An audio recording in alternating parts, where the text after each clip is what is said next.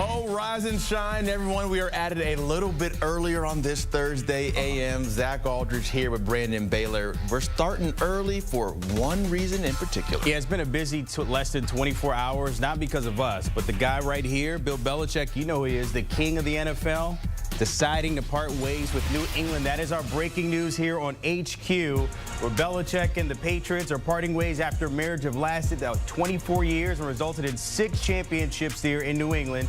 Belichick, of course, arrived on the scene in 2000, out up there in Boston with Tom Brady under center, the best QB we've been talking about, the best player in the NFL for a very long time, after he presided over the most successful run in NFL history. But after today, that will be different, and the Patriot way is no longer a thing in New England.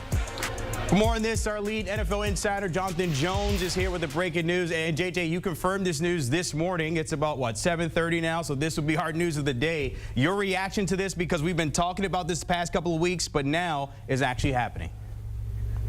Yeah, Brandon, no surprise. And it's really no surprise over the past 24 hours, right? We've seen Pete Carroll go, we've seen Nick Saban go, and now we are seeing Bill Belichick go. But it's also no surprise, of course, because of what we have been reporting for more than a month now, that things were not going well in New England, that Robert Kraft was hoping for a different direction, that he was tired of the losing, that he wanted to go back to the postseason, raise another banner there at Gillette Stadium in Foxborough. And so ultimately deciding that the best way to do that would be without the GOAT, Bill Belichick. Crazy to say, of course, but at 71 years old, after 24 years with the New England Patriots, Bill Belichick is no longer with the Patriots as the head coach. Now, the Pats have a press conference scheduled for noon Eastern today in Foxborough. Robert Kraft and Bill Belichick will be there, and that's important, that there is this goodbye press conference,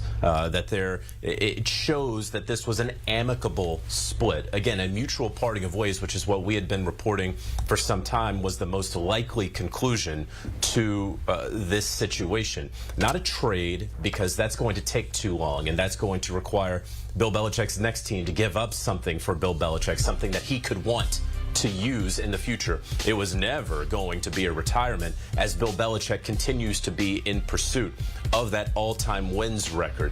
It was not going to be a straight-up resignation, certainly after we heard from Bill Belichick on Monday, where he said listen, I'm going to keep coming to work until I'm told not to come to work. But over the past couple of days, a series of meetings between Bill Belichick and owner Robert Kraft have led them to the conclusion that we had reported was the likely conclusion all along, a mutual parting of ways so both sides can figure out what their next steps are. JJ, I'm curious because, as you mentioned there, we did hear from Bill, of course, on Monday in that presser, and it sounded like there was maybe a doorway back to coming back in 2024. He even mentioned about relinquishing the GM roles that he's had in the past couple of years when it comes to the Patriots. What do you think those conversations are? What are you hearing about that kind of change between Monday to this morning?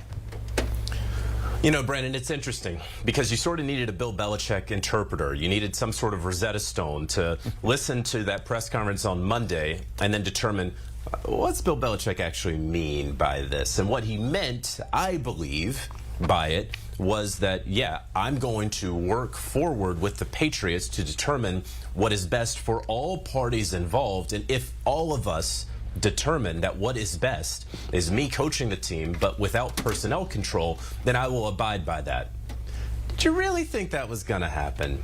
Did you really think after a quarter century of Bill Belichick truly having personnel say and control over every facet of football operations there in Foxborough that he was going to give it up in his 72nd year on earth and say, you know what, I think that this guy or these people can do a better job than I in this place that I have made and built into a champion? And so that was never really going to happen. But Belichick, of course, did put his flag in the ground. There was no question about it on Monday, where he made very clear through his words that he was not going to resign, that he was not going to retire. And so he also mentioned that he was under contract. And Brandon, in talking with folks in New England, a source there told me about 2 months ago that Bill Belichick's contract is as closely guarded or more closely guarded than the nuclear codes. So for Bill Belichick to bring up his contract status unprompted again, was planting his flag in the ground, letting everyone know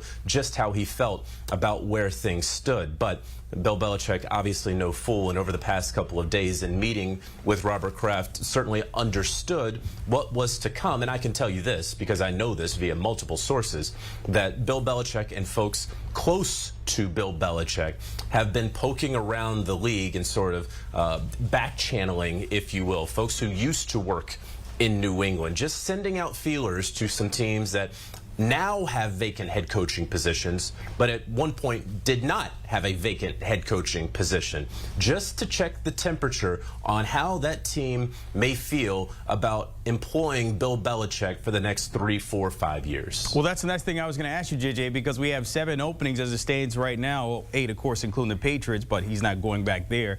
You look at his resume, it's a unicorn resume. We'll never see anything like that. 6 championships, 302 wins, and he's also chasing that record. What's the possibility he could be jumping on a team sooner than later? That's absolutely right. I mean, when you look at the number of teams that are open, obviously 8 vacancies, there are 7 places that he could land. You could start to eliminate some of them. Like, I think you could eliminate the Tennessee Titans, but I'm not certain of that. I want to be clear. I don't want to rule out Bill Belichick really anywhere 100%. Seattle Seahawks seem like a difficult fit there. The Chargers, I know there have been a number of question marks about how much they would pay, but I think there are other issues involved with sort of way of life and lifestyle there with the Chargers. But then everywhere else, I mean, I could be convinced of it. Now, look, the Washington Commanders is going to be difficult because soon enough, probably within the next 3 days, the Washington Commanders are going to have a new president of football operations, and that person is going to control all of football operations in the exact same way that Bill Belichick controlled all of football operations in New England. Josh Harris, the new owner, isn't going to hire that person, promise them full control, and then the next day turn around and interview Bill Belichick as the head coach. If he does that, that's pretty poor business. And so you look at the remaining places that he could land, and really at the top of the list, the most logical place would be the Atlanta Falcons. And the Atlanta Falcons, why? Well, because they have never, under Arthur Blank's ownership, hired a head coach with previous NFL head coaching experience. They have 0 Super Bowl championships. They have 0 Lombardis there.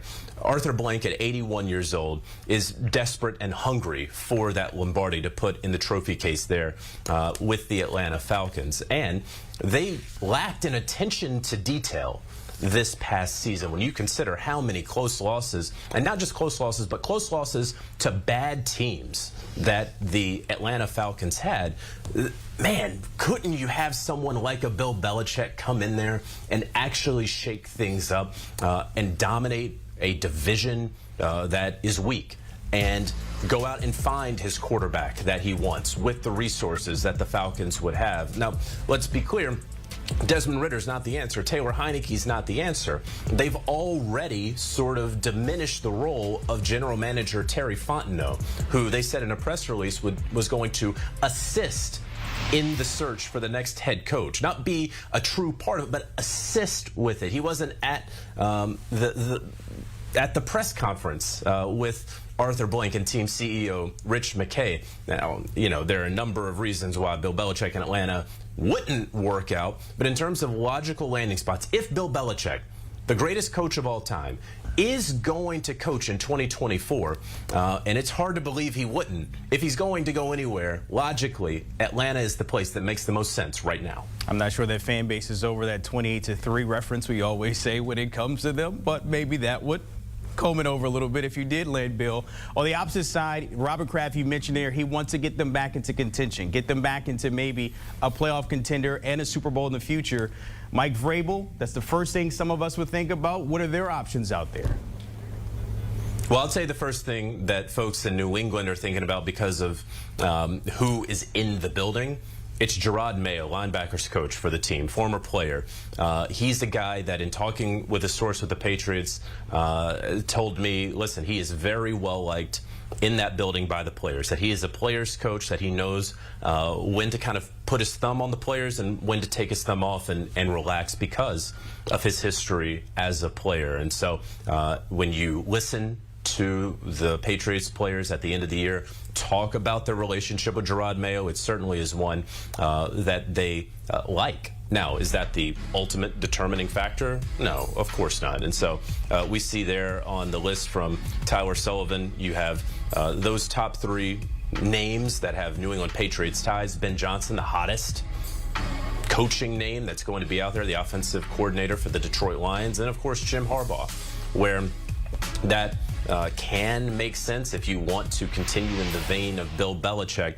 And then, of course, Mike Vrabel, who now becomes available after being fired by the Tennessee Titans. The Patriots don't have to trade for him. He's open. He's out there as a free agent, having played with the New England Patriots, going into the Patriots Ring of Honor or Hall of Fame, as we see right there, and how cozy he and Robert Kraft certainly looked before and during that game. Very unique, Brandon, that a current coach with another team is with a different team. But, you know, look, he was going into the Hall of Fame, so so be it. But Mike Vrabel, I believe, is a top 10 coach in the NFL that I believe also will probably be coaching in 2024, whether it's in New England or elsewhere. But the most interesting part of all this is brand new territory for Robert Kraft and Jonathan Kraft, his son, who helps lead the team. A quarter century ago, they brought on Bill Belichick, and it was sort of a fait accompli. They got him from the Jets, and, you know, they wound up having to give some draft compensation. But before that, you know, they had Bill Parcells. The world today, the football world, is totally different than what it was in 2000. So they are going into this coaching search with absolutely no background in it.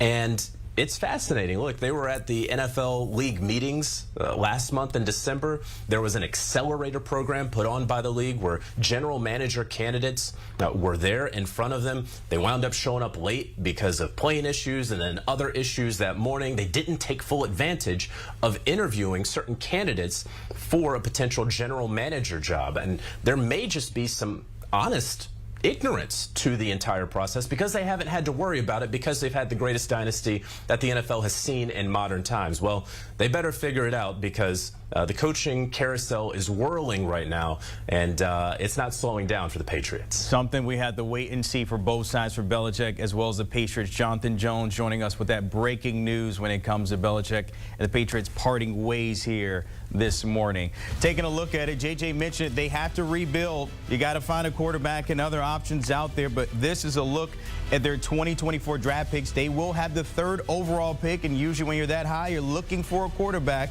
Bailey Zappi was there, Mac Jones was there. Now with Belichick out, we'll see who will be QB1 and maybe still trying to replace TB12 up in New England. Taking a look, of course, you see the other draft picks. I mean, they have been deep divers when it comes to finding those late picks in the 2nd, the 3rd, and 4th round. So we'll see what happens with them also in that AFC East, trying to contend with others in that division. Bringing in Pete Prisco now to join in on the conversation as we talk about the separation and parting of ways with Bill Belichick and the Patriots. First, your reaction. Of course, this is not something that we were not expecting to happen, didn't know when it was going to happen, but now that it is here, how do you feel about it? Well, it's a disappointing thing in the way it ended, and he's arguably the greatest coach of all time, and so you hate to see a guy probably not go out on his terms after he built such an impressive dynasty over the years. And it is indeed a dynasty. It's probably arguably the greatest dynasty of all time, considering it was done in the free agent era. So props to him for that. But you understand why it might have happened. I mean, when you look at what's happened and what's transpired over the last, 5, 6, 7 years, the drafting, the free agent signings, the miss on Mac Jones, it all added up to a roster that wasn't very good. And that goes at the hand of Bill Belichick, the general manager. The job is too big for one guy.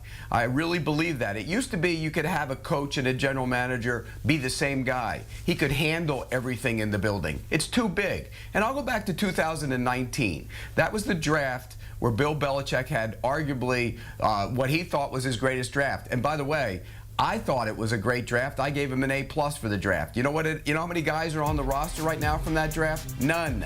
0. Not a 1.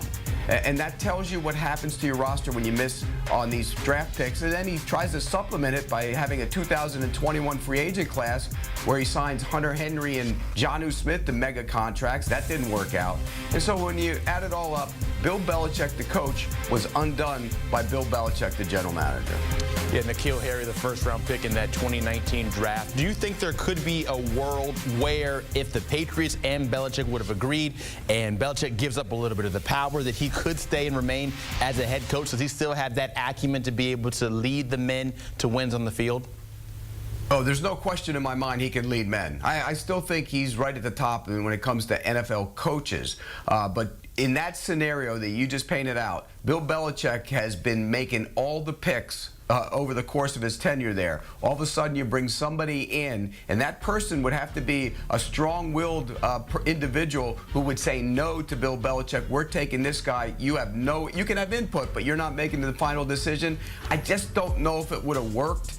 He probably would have said, hey, bring in one of my guys, and then in the end, that guy would have been doing what Bill Belichick wanted to do. So ultimately, I think that's what the decision was made to part ways, because he wouldn't have made it work with somebody above him. He'll turn 72 in April, and figuring that he still has some life left in him and wants to continue coaching. Where is a good fit when you look at all the openings, the 7 possible teams that's not including the Patriots? Well, if I were him, I'd call the Chargers. I mean, look, the Chargers, Justin Herbert is the guy when it comes to these teams and who has a quarterback. They have a quarterback. And so ultimately, and he's found out what it's like without a quarterback in recent years. Find out what the Chargers' interest is, try and get a gauge there, and try and push to go get that job, because Justin Herbert makes that an attractive job. Yeah, they have some cap issues, and yeah, they have some roster problems, but I think Bill Belichick could probably go in there and get that team headed in the right direction. He only needs 14 wins to get to Don Shula's record, and I think that's something in the back of his mind he wants to do. He's a historian of the game. He loves it. He lives the history of the game, and I think he'd love to be at the top of that list. So I think he's chasing that down. I think he will coach again, but if I were him, Chargers would be on my speed dial. Do you think, is there anywhere else out there, let's say that the Chargers do not work out, who would be option number 2 out there saying that maybe they want to go a different way and looking at L.A.? Who would he go to? I mean, if he was going to somewhere else, I think Atlanta would be a possibility. There's already rumblings that they're looking to him, and Arthur Blank wants to win. Arthur Blank's not a young man anymore. He's frustrated what's happened over the years. So I think that's a possibility as well. I think those are the 2 leaders. For me, though, I would look at Tennessee. I don't know if that will happen after getting rid of one Patriot guy. Do you get another one in there? I think I would look at Tennessee, and here's why. Will Levis can play quarterback. You know how I feel about him. I think he's going to be a star in this league, and they have a ton of cap room. They have about $85 million, I think, or so, roughly, cap room next year. So you can fix that roster quickly if you go through free agency. So I think that would be an attractive one. It's also a great place to live. There's no state income tax in Tennessee. That's a drawing point as well. But I think Atlanta, Tennessee, and the Los Angeles Chargers are the ones that I would look at for Bill Belichick. If you are an owner and you're considering bringing in Belichick to be your head coach, do you think you need to also give him the control to have full autonomy over the roster as well, or has that ship passed now? That ship has passed. You're a coach now, and if you don't like it, then I'm not going to hire you. I mean, that's the bottom line. But, you know, find somebody that can work with him. Don't bring one of his buddies in either. I mean, that's the worst thing you can do, because you know what's going to happen if you bring one of his buddies in. He's going to run roughshod over him. He's going to make it like it was when he was in New England. Bring a guy in there that's firm, who will stand up to him, will make the football decisions. Bill Belichick, your coach. I'm going to be the GM. We will take your input, we will listen to you, but I will be the one making the football decisions. And that's the way I would build it, and that's the way I think it should be built. So Belichick preparing to probably have to deal with a little less power wherever he lands next. You look back at the side for New England and where they go next for their head coach. What do you feel is the best fit for them? Well, if you want to stay the Patriot way, and ultimately I think that's what they will do, you keep hearing Gerard Mayo, and he's a perfect Belichick disciple. You've already started hearing rumblings. You know, there were some stories out of New England of him, some of the players and some of the coaches not liking him, but that's okay. You don't want everybody to be your buddy when you're a coach in the National Football League. There's too many guys that come in now and want to be all buddy-buddy with the players. You can't be that. You have to have discipline, but you also have to have a fine line. You have to, you know, it's not like, 20 years ago where it was my way or the highway. The players have had more power now. There's much more at play in terms of how you discipline your players, but you also can't let it be Club Med. And that's why I think a guy like Gerard Mayo, Mike Vrabel, he's available. He's the Patriot way as well. I think those are the two guys. But if both guys either one of those guys gets the job, here's my advice to him. Get a coordinator on the other side of the ball that's going to get with the times. The Patriot way on the offensive side of the ball is not with the times anymore. They need to get with the times, and ultimately I think that's what decides whether the next guy who takes over New England is successful, whether it's Mayo or Vrabel or anybody else. Certainly a lot of needs on that offensive side of the ball for the Patriots to figure it out. That number 3 pick might help a lot as they figure all of that out.